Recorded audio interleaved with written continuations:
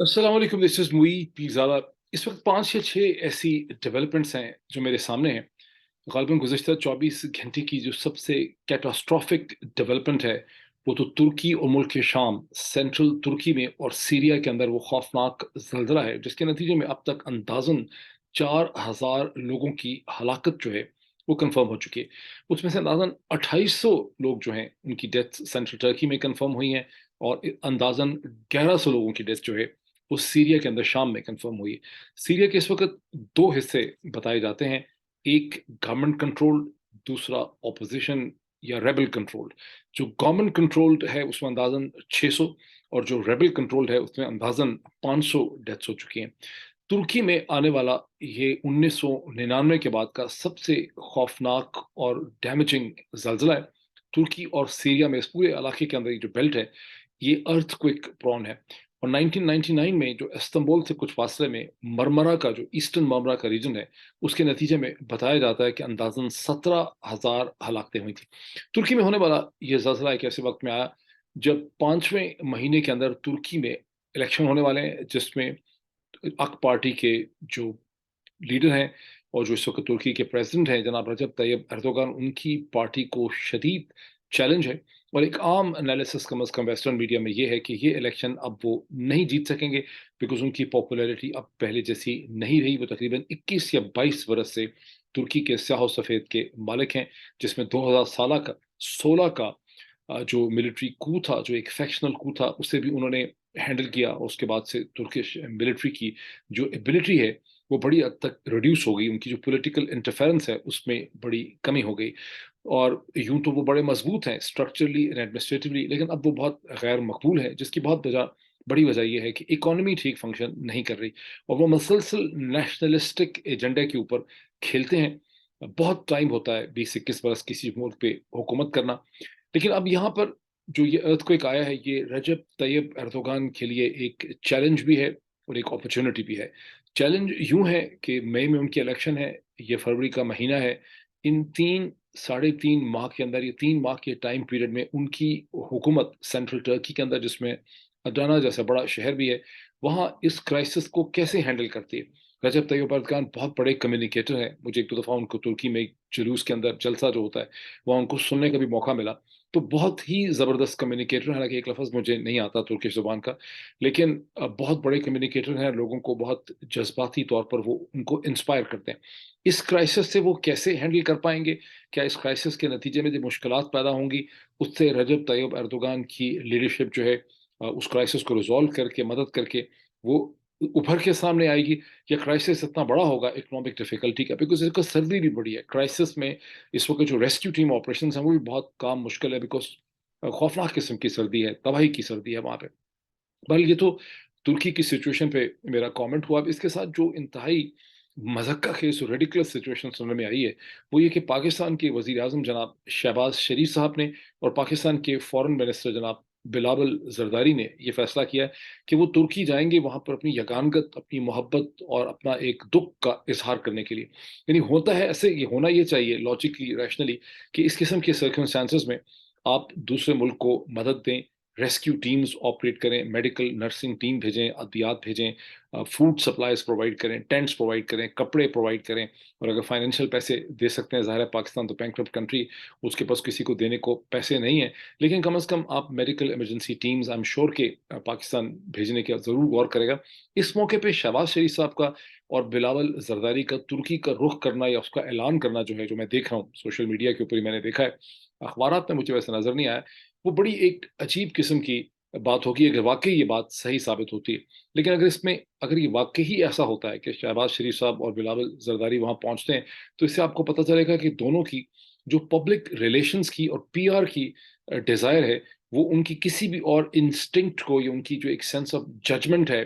कि क्या करना चाहिए, क्या नहीं करना चाहिए, जो सेंस ऑफ बैलेंस है, उसको परवेड करती है, उस पे छा जाती है। और बिलावल ज़रदारी के बारे में तो आप देख रहे हैं, शहबाज़ शरीफ साहब के बारे में भी ये बात सही है, लेकिन वो बहरहाल वज़ीर-ए-आज़म है। बिलावल ज़रदारी का तो 5वाँ या चौथा ट्रिप था अभी चंद दिन पहले अमेरिका का, जहाँ एक ब्रेकफ़ास्ट मीटिंग के लिए, जो एक मुस्लिम आउटरीच मीटिंग होती है, जो अमेरिका का सदर हर साल देता है। तो प्रेज़िडेंट बाइडेन ने जब वो मीटिंग दी, تو اس میں بھی بلاول زرداری یہاں پہنچے، اور جب سے وہ پاکستان کے فورن منسٹر بنے اراؤنڈ 10 یا 11 اپریل 2022، اس کے بعد سے وہ اور ان کے والد صاحب کا گول یہ ہے کہ ٹیکس پیئر کے پیسے کے اوپر بلاول زرداری بھٹو کی دنیا کی جتنی بھی کی لیڈرشپ پائی جاتی ہے، خاص کر کے ویسٹرن ممالک کے اندر، اس سے ان کا بار بار فیس انٹریکشن ہو، تاکہ بلاول کا جو چہرہ ہے اس کو ایک گلوبل لیڈر کی حیثیت سے، ایک اہم لیڈر کی حیثیت سے ان کو فیس ان کا فیملیئر ہو جائے۔ وہ باتیں کیا کرتے ہوں گے، بیکاز ان کا کوئی بیک گراؤنڈ نہیں ہے پاکستان کی، ساؤتھ ایشیا کی، مسلم دنیا کی تاریخ کے حوالے سے،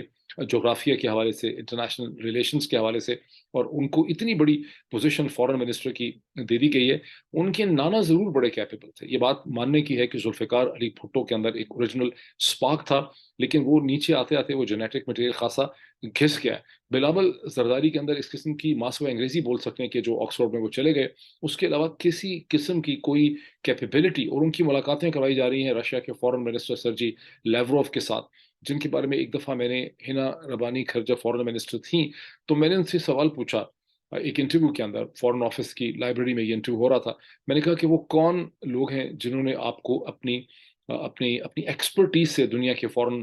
جو فورن منسٹرز ہیں، کس نے آپ کو بہت زیادہ امپریس کیا؟ تو سوچ میں پڑ گئی، کہنے لگی کہ سب سے زیادہ رشیا کے جو فورن منسٹر ہیں سرجی لیوروف، میں سمجھتی ہوں کہ وہ سب سے ہی زیادہ کیپیبل ہیں۔ پھر ترکی میں اس زمانے میں ایک اکیڈیمک تھے جنہیں رجب طیب ایردوغان نے فورن منسٹر بنایا، دفتوگلو ان کا نام تھا غالباً، ان کے بارے میں انہوں نے کہا کہ وہ بھی بہت ہی کیپیبل ہیں۔ پھر شاید ایران کے اس وقت کے جو فورن منسٹر تھے، ان کے بارے میں ان کا کہنا تھا کہ وہ بھی کمال کی جو ہے برین پاور یا سیریبل رکھتے ہیں۔ تو اب یہی ہنا ربانی جو ہیں، جن کا بہرحال تجربہ ہے، وہ ان کے ساتھ اسٹیٹ منسٹر ہیں فورن افیئرس کی، پتہ نہیں کیا سمجھاتی ہوں گی، کیا لکھاتی پڑھاتی ہوں گی۔ بہرحال جب سرجی لیورو سے بلاول ملتے ہوں گے تو دونوں میں بلا کیا بات چیت ہوتی ہوگی، this I leave to your imagination and judgement. تو پی آر کر رہے ہیں at the expense of it, اور تو کوئی ہمیں وجہ سمجھ نہیں آتی۔ ایک ساتھ یہ بھی لگائی گئی ہے کہ وہاں بڑی امپورٹنٹ میٹنگز کریں گے ایک ایسے موقع کے اوپر جب ترکی کی لیڈرشپ کی تمام تر توجہ جو ہے وہ اس ڈیزاسٹر کے اوپر ہے، جیسا کہ میں نے ایکسپلین کیا کہ الیکشن ہونے ہیں مئی میں، اور اس وقت کا جو ڈیزاسٹر ہے وہ رجب طیب ایردوغان، ان کی پارٹی اک پارٹی جس کے سارے فنکشنری اس وقت کیبنٹ میں ہیں، ان کے لیے ایک بہت بڑا کرائسس ہے کہ انہوں نے اسے کیسے ہینڈل کرنا ہے۔ جتنا زیادہ ان کا ویزیبل اس پہ ریئیکشن ہوگا، ایفیشنٹ نظر آئیں گے، اتنی ہی زیادہ ترکش پالیٹکس کے اوپر اک پارٹی کی صورتحال بہتر ہوگی، جو اس وقت بہت ہی بری صورتحال میں ہے۔ تمام سرویز یہی شو کرتے ہیں کہ اک پارٹی بڑی غیر مقبول اس وقت ہے ان الیکشن کے حوالے سے۔ کچھ لوگوں کا یہ خیال ہے، میں نے دیکھا ایک ٹویٹ کے، ایک برین ویو یا ایک آئیڈیا یہ بھی چل رہا ہے کہ چونکہ اب 2023 ہے اور اس سال غالباً اکتوبر میں جو ٹریٹی آف لوزان ہے 1923 کی، اس کے 100 برس پورے ہوتے ہیں، اور ان 100 برسوں میں جو واٹر وے ہے باسفورس کی، اس میں سے جو پیسج ہے انٹرنیشنل گڈس اینڈ سروسز کا، جو شپنگ پاس ہوتی ہے، اس سے ترکی سرچارج نہیں لے سکتا، وہ فری ہے یہ پیسج پہ، اور یہ غالباً ترکی کو ایک میسج دیا گیا ہے۔ آئی ڈونٹ بائی دیٹ، میرے نہیں خیال کہ 7.8 کا ریکٹر کا زلزلہ ترکی اور سیریا میں صرف اس لیے کوئی پیدا کر سکتا ہے، پہلے تو کیا ایسا پیدا بھی کیا جا سکتا ہے، دیٹ از آلسو کوشچنبل، لیکن صرف اس وجہ سے کہ ترکی نے لگان لینا ہے یا ریونیو لینا ہے، یہ ہو نہیں سکتا، یہ بہت مشکل ایک ہے پریمیسز۔ بہرحال یہ ایک آئیڈیا ضرور جو ہے اس وقت لوگوں کے ذہنوں میں ایک ہے، جو بیسیکلی شوز کہ کتنا مسٹرسٹ پایا جاتا ہے ایسٹ اور ویسٹ کے درمیان۔ موونگ فارورڈ جو ایک اور بہت بڑی ڈیولپمنٹ ہوئی ہے، ابھی تک میں اپنی جو ریسرچ کر ہی رہا تھا، former president of Pakistan, former military dictator جناب جنرل پرویز مشرف کے اوپر ایک پورا انالیسس کر کے لکھنے کے لیے، اس پہ بولنے کے لیے، لیکن جنرل مشرف کی ڈیتھ میں پاکستان میں جس قسم کی پولرائزیشن دیکھنے میں آئی ہے، بہت حد تک تو ایکسپیکٹڈ تھی، کیونکہ وہ تھے ہی ایک متنازع کیریکٹر، ان کا ملٹری انٹرونشن کرنا، 8-9 برس تک پاکستان پہ حکومت کرنا، نواز شریف کی حکومت کو ان کا ہٹانا، کارگل کی کانٹروورسی، پھر نواز شریف کا وہاں سے سیلف ایگزائل کے اندر سعودی عرب چلے جانا، اور پھر نواز شریف صاحب کا جب واپس آنا تو ان کے خلاف مقدمے قائم کرنا، تو ایک بیک گراؤنڈ تو تھا پولرائزیشن کا، لیکن جس طرح کی جس طرح کا مظاہرہ کیا گیا ہے انٹالرنس کا، یعنی سینٹ کے اندر اور پارلیمنٹ کے فلور میں جب جنرل مشرف کے لیے دعائے مغفرت کا وہاں پہ ہوا کہ دعائے مغفرت ان کے لیے ہونی چاہیے، اور اس کو ترکی کے لیے بھی ہو رہی تھی، تو پی ایم ایل این کے لیڈران نے اور جماعت اسلامی نے اس کی شدید مخالفت کی۔ یہ بات بہت عجیب و غریب قسم کی بات ہے، بیکاز اسلام میں اور اس مذہب میں آپ دعائے مغفرت ایک رسمن چیز آپ کہہ لیں کہ دعائے مغفرت تو آپ کرتے ہی ہیں، لیکن یہاں پر پی ایم ایل این کا یہ کہنا کہ جنرل مشرف کے لیے دعائے مغفرت ہی نہیں ہو سکتی پارلیمنٹ کے فلور کے اوپر، یہ بات بہت لوگوں کو عجیب لگی، اور اس سے پی ایم ایل این کا اور نواز شریف صاحب کا جو ایک کیریکٹر ہے اور ان کے اندر جو ایک کینہ اور ایک ریونج کی فیلنگ بھری پڑی ہے، اسے ایک بار پھر ہمیں دیکھنے کا موقع ملا۔ اب میں یہ کیوں کہہ رہا ہوں، اس کی کم از کم 3-4 اس کی وجوہات ہیں۔ آپ کو یاد دلاؤں گا کہ دسمبر 2000 میں جب نواز شریف صاحب کو طیارہ سازش کیس میں سندھ ہائی کورٹ سے سزا ہو چکی تھی، اس سزا کے خلاف انہوں نے اپیل نہیں کی۔ اس وقت انہوں نے جنرل مشرف کی ملٹری حکومت کے ساتھ ایک پولیٹیکل ڈیل کی، جس میں اس وقت کے امریکہ کے صدر بل کلنٹن کی مدد لی، ان کے والد صاحب نے ان سے ریکویسٹ کی۔ اس کے بعد اس میں سعودیز انوالو ہوئے، اس وقت کی لیبنیز لیڈرشپ اس میں انوالو ہوئی، اور ایک پولیٹیکل ڈیل کر کے نواز شریف اپنے خاندان کو اور شہباز شریف کو زبردستی جہاز میں ڈال کے باہر لے گئے۔ زبردستی اس لیے کہ شہباز شریف صاحب اس وقت نہیں جانا چاہتے تھے، یہ بالکل ڈاکومنٹڈ ہے، جنرل مشرف نے اپنی کتاب میں بھی اس کا ذکر کیا ہے۔ شہباز شریف صاحب کے ساتھ جن لوگوں کا تعلق رہا، شہباز شریف صاحب نے ان کو یہ بات بتائی بھی ہے، اور جنرل مشرف نے اپنے ٹی وی انٹرویوز میں بھی اس کا انہوں نے ذکر کیا کہ کیسے شہباز شریف نہیں جانا چاہتے تھے، لیکن نواز شریف نے یہ انسسٹ کیا کہ شہباز شریف کو پاکستان میں جیل میں نہیں رہنے دینا، کیونکہ کہیں اس کے تعلقات جو ہیں ملٹری اسٹیبلشمنٹ سے نہ بن جائیں، اور آپ نے دیکھا کہ سبسیکوئنٹلی ان کے وہ تعلقات بنے، جس کے نتیجے میں شہباز شریف آج پاکستان کے پرائم منسٹر ہیں۔ تو نواز شریف کے ذہن میں وہ خوف تھا، لیکن یہ تو ایک ڈائگریشن ہے ڈیل کی پولیٹیکل۔ اس ڈیل کے نتیجے میں وہ ڈیل ایسی تھی جسے شریف خاندان اور نواز شریف چھپاتے رہے، ڈینائی کرتے رہے، اور وہ ڈیل کر کے باہر چلے گئے۔ اور پھر ان کے والد صاحب کی جب رحلت ہوئی، اس وقت جنرل مشرف نے ان کو آفر کی کہ آپ پاکستان آئیں، آ کے تمام رسومات ادا کریں، فیونرل کریں، اور اس کے بعد کچھ دن رہ کے چلے جائیں۔ لیکن نواز شریف صاحب نے اس آفر کو باقاعدہ ان کو پاکستان کے جو سعودی عرب میں ایمبیسڈر تھے ان کے ذریعے ان کو کنوے کیا گیا، اور اس کے بارے میں آئی تھنک نسیم زہرا صاحبہ شاید لکھ چکی ہیں، یہ بتا چکی ہیں، ٹی وی کامنٹ بھی کر چکی ہیں۔ لیکن نواز شریف صاحب کو دھڑکا اور خدشہ یہ تھا کہ اگر اس چیز کو ایکسیپٹ کر لیا، میں آیا اور پھر ہم لوگ چلے گئے، تو یہ بات ثابت ہو جائے گی کہ ہماری جنرل مشرف کے ساتھ ایک انڈرسٹینڈنگ اور پولیٹیکل ڈیل ہے، اس لیے وہ اپنے والد صاحب کے جنازے پہ پاکستان آئے ہی نہیں۔ اب آگے چلتے ہیں۔ ڈیل تھی 2005 میں، ایک اور سیکنڈ انہوں نے ڈیل کی جب سعودیز کے ذریعے انہوں نے ایک پروسیس کر کے جنرل مشرف کو یہ احساس دلا کے کہ میں انگلینڈ سے پاکستان آنے کی کوشش نہیں کروں گا، وہ ان کو پاکستانی پاسپورٹ دیا گیا، بیکاز پاکستانی پاسپورٹ پہ انہوں نے سعودی عرب سے ٹریول کیا اور لندن میں وہ پہنچے۔ ان کے پاسپورٹ کے حوالے سے اکثر آپ خبریں سنتے رہتے ہیں، انٹرنیشنل لاء میں وہی کنٹری جس کے آپ سٹیزن ہوتے ہیں وہی آپ کو پاسپورٹ ایشو کر سکتا ہے۔ پاسپورٹ ان کا ایکسپائر ہو گیا ہوا تھا، ظاہر ہے کہ پاسپورٹ ان کو ایشو کرنا آٹومیٹک نہیں ہوا، جنرل مشرف کی حکومت کی بلیسنگ اور اپروول سے ان کو پاسپورٹ ایشو کیا گیا، جس کے اوپر ٹریول کر کے وہ لندن آئے۔ اور جب وہ لندن میں تھے تو وہاں سے انہوں نے پاکستان واپس آنے کی کوشش کی، پہلے شہباز شریف صاحب نے کی، جس سے نواز شریف صاحب نے پسند بھی نہیں کیا، کیونکہ وہ اس کی بھی اجازت انہوں نے ان کو نہیں دی تھی، میں اس کا ذاتی طور پہ گواہ ہوں، میں لندن میں تھا۔ لیکن بہرحال نواز شریف صاحب نے پاکستان آنے کی کوشش کی اور ان کو زبردستی پاکستان سے واپس بھیج دیا گیا۔ اس کے بعد نواز شریف صاحب نے پھر ایک ڈیل کی سعودیز کی مدد سے، یہ ان کی تیسری ڈیل ہے، سعودیز کی مدد سے انہوں نے ڈیل کی، بیکاز جب محترمہ بے نظیر بھٹو کو آنے دیا گیا تو نواز شریف صاحب کو یہ موقع ملا، اور سعودیز چونکہ اس وقت بتایا جاتا ہے کہ محترمہ بے نظیر بھٹو کو اس پرٹیکولر سٹیج پہ وہ بہت پسندیدگی کی نظر سے نہیں دیکھتے تھے، اس وقت ہاؤس آف سعود میں کا ایک سرٹن پرسپیکٹو تھا اس پورے خطے میں، نواز شریف صاحب ان کے بہت ہردل عزیز تھے۔ تو سعودیز کی مدد سے نواز شریف صاحب نے جنرل مشرف کے ساتھ تیسری دفعہ ڈیل کی، اور اس ڈیل کے نتیجے میں وہ پھر پاکستان آ گئے، انہوں نے اپنی کیمپین رن کی۔ پھر جنرل مشرف کو جو اوتھ اٹھایا، پی ایم ایل این اور پی پی پی دونوں نے جنرل مشرف کو ایز پریزیڈنٹ ایکسیپٹ کیا، اور ان دی بگننگ جب 2008 کے الیکشن ہوئے تو اس کے بعد جنرل مشرف سے جنرل مشرف نے ان سے حلف لیا، اور یوں انہوں نے جنرل مشرف کی پریزیڈنسی کو ایکسیپٹ کیا۔ اس کے بعد توقع یہ تھی کہ وہ جنرل مشرف کو معاف کر دیں گے، لیکن جب نواز شریف صاحب پرائم منسٹر بنے دوبارہ سے 2013 کے اندر، اس سے پہلے جو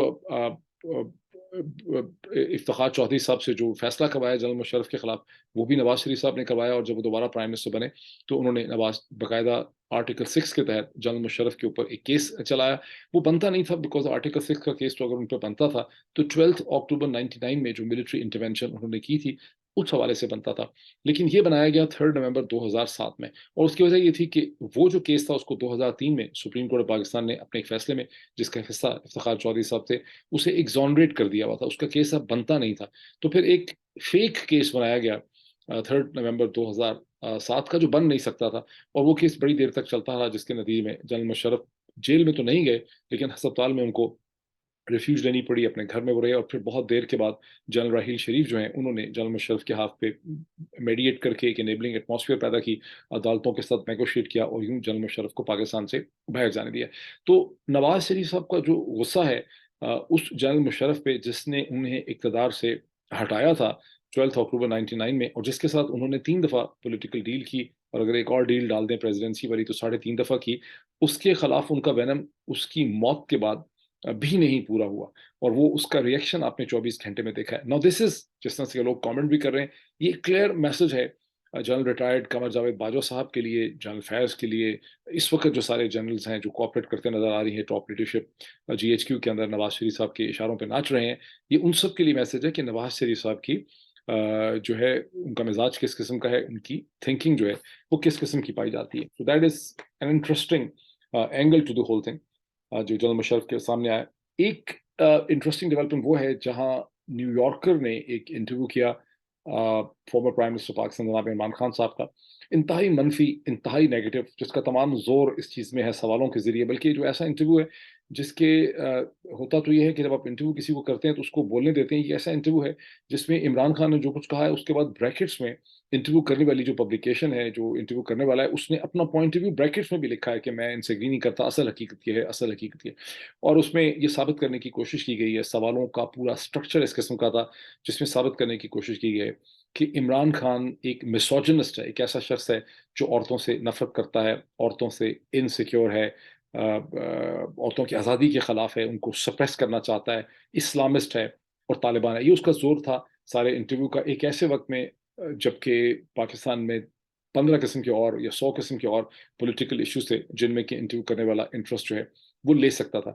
اور ایک کوشچن پیدا ہوتا ہے کہ یہ انٹرویو اتنا عجیب و غریب کیوں تھا۔ یہ مسٹری میں بھی آپ کو چند لمحوں میں ایکسپلین کرتا ہوں، تھوڑا سا پہلے میں اس انٹرویو کے کچھ بعض کامنٹس میں، پورا انٹرویو بہت لمبا ہے، کئی صفحات کا، اس پہ پھر میں کبھی بات کروں گا، لیکن ایک دو چیزوں کی میں بات کر دوں کہ اس کے اوپر پھر بعد میں ڈان نے بھی لکھا ہے، پاکستان کا جو ایک سو کالڈ لبرل ہے، لبرل تو یہ لوگ ہیں نہیں ہے، بیسیکلی فیشسٹ ہیں، لیکن اپنے آپ کو لبرل انہوں نے لبادہ اس کا پہنا ہوا ہے، ماسک پہنا ہوا ہے اس کا، تو یہ پوز کرنے کی کوشش کی جا رہی ہے کہ عمران خان نے یہ بھی کہا، فار انسٹنس عمران خان نے جہاں پر ایک اس لحاظ سے کہا کہ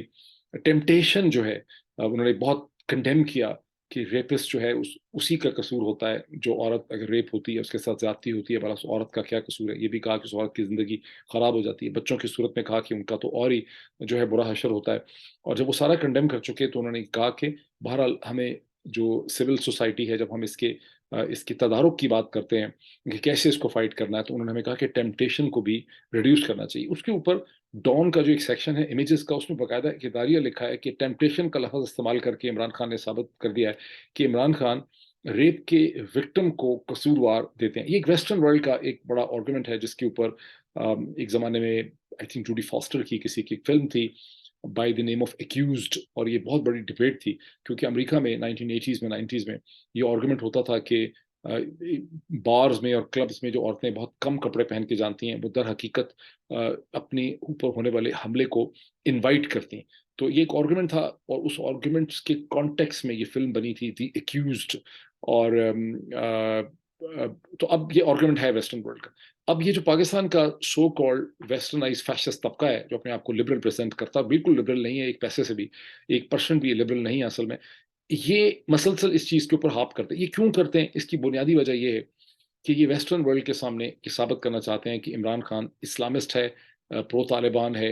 ارسپانسبل ہے، کھسکا ہوا ہے، ذہنی طور پہ ٹھیک نہیں ہے، اور فٹ نہیں ہے رول کرنے کی، تاکہ اس کو ویسٹرن ورلڈ کے اندر عمران خان کو پازیٹیو جو ایک ریکگنیشن ہے، جیسے ٹرمپ نے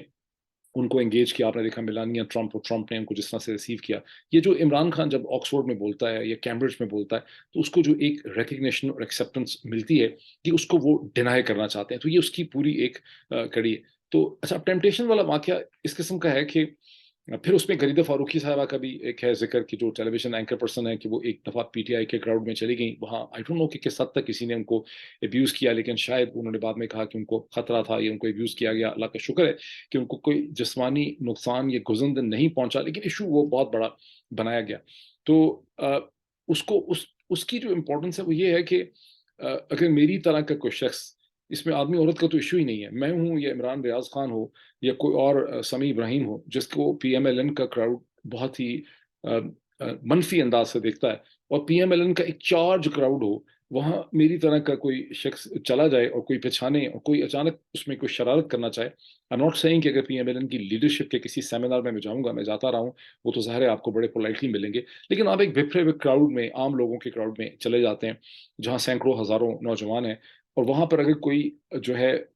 उसको फिज़िकल अटैक करना चाहे मेरे पे, तो खतरा होगा उसका। इमरान रियाज़ खान को हो सकता है बहादुरी का बड़ा शौक हो, लेकिन मेरी तरह का बंदा जो है वो कभी भी ये अनवाइज़ स्टेप नहीं उठाएगा, गोइंग इनटू अ क्राउड जो बड़ा हॉस्टाइल। अदरवाइज़ कितनी औरतें जो हैं, ये लड़कियाँ जो हैं, वो पीएमएलएन जो पीटीआई के जलसों में होती हैं, और उनमें बहुत ही कम शाज़ व नादिर ही कोई ऐसा हुआ हो जहाँ किसी ने अटैक किया हो या किसी ने उनको नुकसान पहुँचाने की कोशिश की हो। मुझे ऐसे बहुत से जलसों में जाने का मौका मिला है। पॉइंट क्या है? पॉइंट ये है कि गरीदा फारूकी का पीटीआई के एक भिपरे हुए क्राउड में जाना एक अनवाइज स्टेप था। जैसे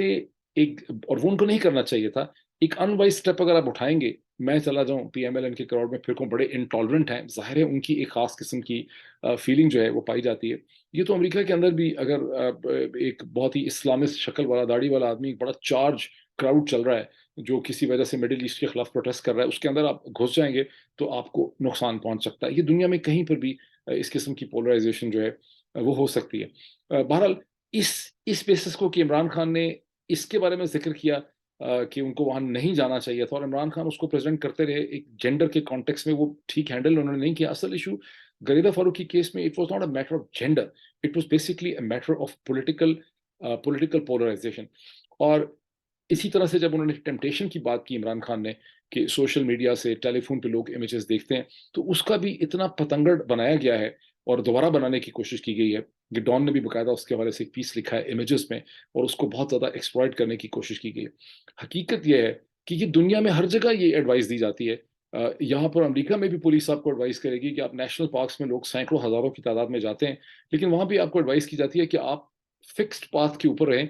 आप नेशनल पार्क में अगर हैं तो उस पटडंडी पे चलें, उस रास्ते पे चलें जो एक सेफ समझा जाता है। ये नहीं है कि right, left, up and down आप कहीं चले जाएँ, वहाँ आपकी ज़िंदगी को जो है वो खतरा हो सकता है। या आप नेशनल पार्क में रात के 12 बजे के बाद या 9 बजे के बाद जब अंधेरा हो गया है, तो आप नेशनल पार्क्स में अगर जाएँगे तो there is definitely a risk. फिर आपको, आप ये कहें कि नेशनल पार्क में जाएँ और आपको नुकसान पहुँचे, और उसके बाद कहें कि अमेरिका जो है वो गैर महफूज़ है। अमेरिका में वैसे ही इतना महफूज़ है भी नहीं। तो अमेरिका जो है वो बड़ा गैर महफूज़ है, और मुझे तो जेंडर की वजह से अटैक किया गया। लेकिन जिस तरह से उसको एक्सप्लॉइट किया। अब आ जाती है बात की कि ये इंटरव्यू जो है ये इतना नेगेटिव क्यों है?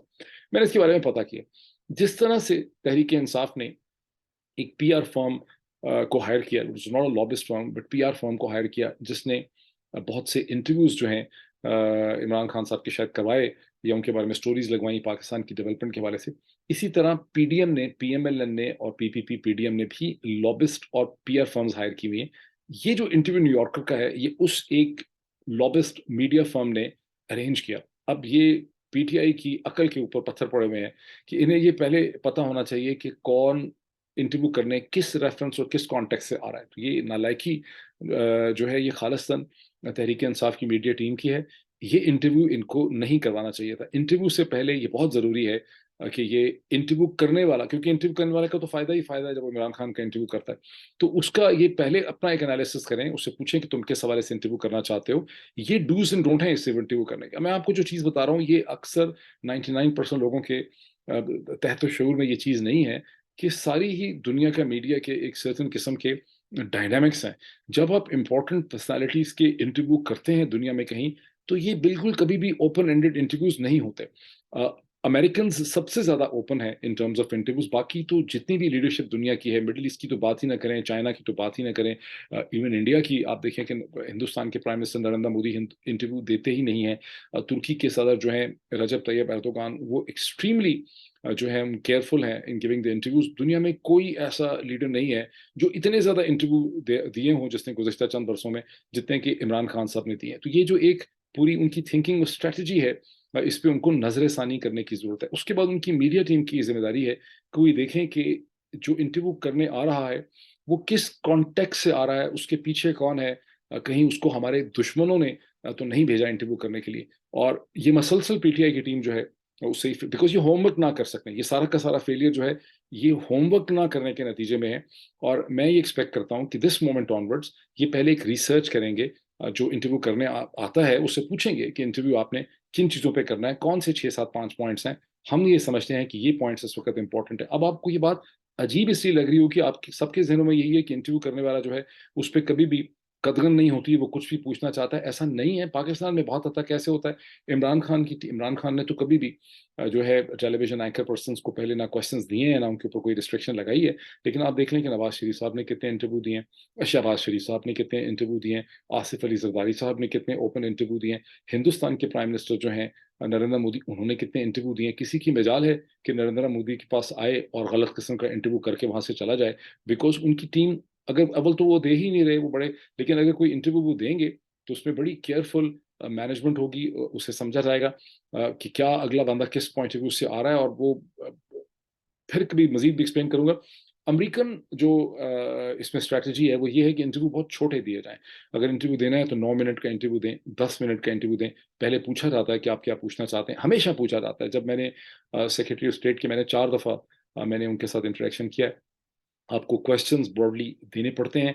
ضروری نہیں کہ آپ ایگزیکٹلی اسی کی سینٹینس کے ساتھ اسٹرکٹ اسی کے ساتھ آپ رہیں, تھوڑا سا اس میں ڈائگریشن ہو سکتی ہے. لیکن اگر آپ انٹرویو سے بہت زیادہ پیچھے ہٹیں گے تو جو انٹرویو کروانے والی ٹیم ہے وہ اس پہ ریئیکٹ کر سکتی ہے, انٹرویو کانفیسکیٹ ہو سکتا ہے, جھگڑا پیدا ہو سکتا ہے. یہ پورا ایک نارم اور کنونشن ہے جو پاکستان میں بھی اس کی فیملیئرٹی نہیں ہے, اور تحریک انصاف اس معاملے میں خاصی نکمبی ہے. تو آئی ہوپ کہ میرے یہ جو کامنٹ ہیں مجھ سے ناراض ہونے کے بجائے تحریک انصاف کی ٹیم تھوڑا سا سر جوڑے گی, جو 2 4 5 لوگ ہیں, اور ذرا غور سے اسے دیکھیں گے کہ اس کا مطلب ہے کیا, میں کیا رہا ہوں اس حوالے سے.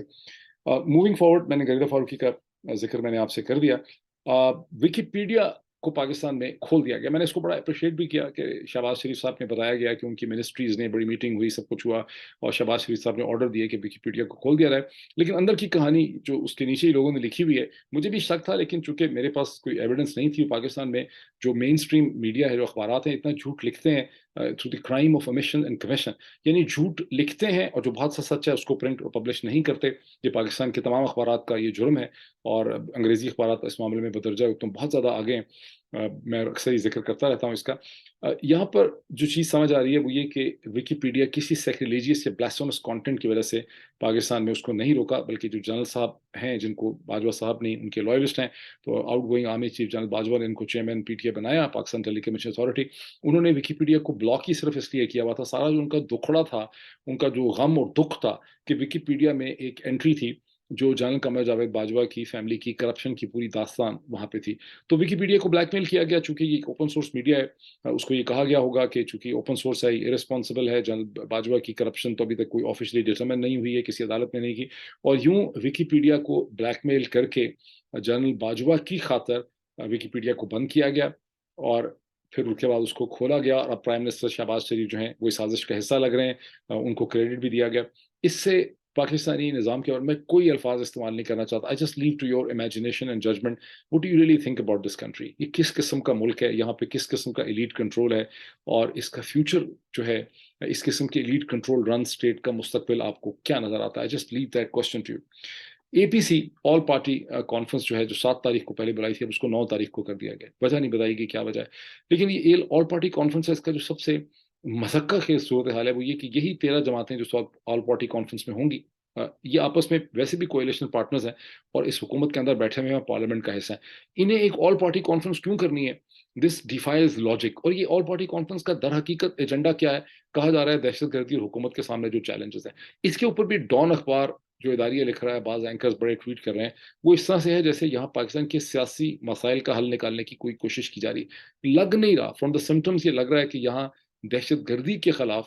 ایک بڑی جنگ کرنے یا کارروائی کرنے کے لیے ایک کنسنسس پیدا کرنے کی کوشش کی جا رہی ہے، اور تحریک انصاف کو ٹھیک طرح سے سمجھ نہیں آ رہا کہ اس اے پی سی کا ایجنڈا کیا ہے، بیکاز پہلے انہوں نے کہا ہم نہیں جائیں گے، پھر شاہ محمود قریشی صاحب نے کہا کہ ہمارے خلاف اگر مار دھاڑ اور نیگیٹو کارروائیاں بند کی جائیں تو پھر ہم جانے کے اوپر غور کر سکتے ہیں۔ اب یہ کہا جا رہا ہے کہ ہمیں چونکہ پراپر ریٹن انویٹیشن نہیں ملا پھر ہم جائیں گے، تو تحریک انصاف شاید نہیں جائے گی، لیکن اس اے پی سی کا کوئی بھلا پازیٹو ایجنڈا مجھے نظر آ بھی نہیں رہا۔ ویسے بھی کسی کی جو پازیٹیوٹی ہوتی ہے کسی ایکشن کی، وہ اس کے سارے ماحول کے اوپر ڈیپینڈ کرتی۔ پاکستان میں پی ڈی ایم کی جماعتوں کی کسی بھی طرح سے کوئی بھی پازیٹیو چیز نظر نہیں آ رہی کہ جس کی بیسس پہ یہ اخبارات اداریہ لکھتے ہیں کہ ایک پازیٹیو انیشیٹو لیا ہے اور اس انیشیٹو کو عمران خان کو لبیک کرنا چاہیے۔ میرا نہیں خیال کہ یہاں پہ کوئی پازیٹیو انیشیٹو ہے، میرا خیال ہے یہ اے پی سی ایک اور سازش ہے، ایک ڈرامہ ہے، ایک آپٹکس ہے، جیسے ترکی کی مدد کرنے کے لیے شہباز شریف صاحب وہاں جا کے رجب طیب اردوغان سے گلے مل کے لگ کے رونے کے لیے وہاں پہ جانا چاہتے ہیں۔ بال ابھی اتنا ہی ہے، پھر میں واپس آؤں گا with more issues in a few hours. Thank you.